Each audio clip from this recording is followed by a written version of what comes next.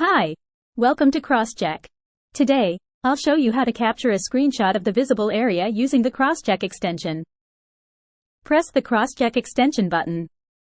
Click on Visible Area option. Now you can blur text, and add shapes as needed.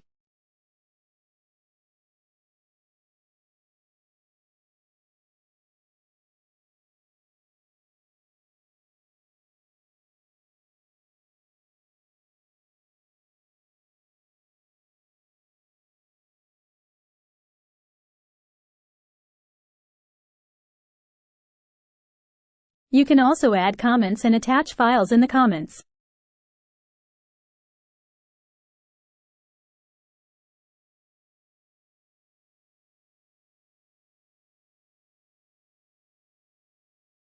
You can copy and download the screenshot. On clicking the Create button, a check will be created on the next tab.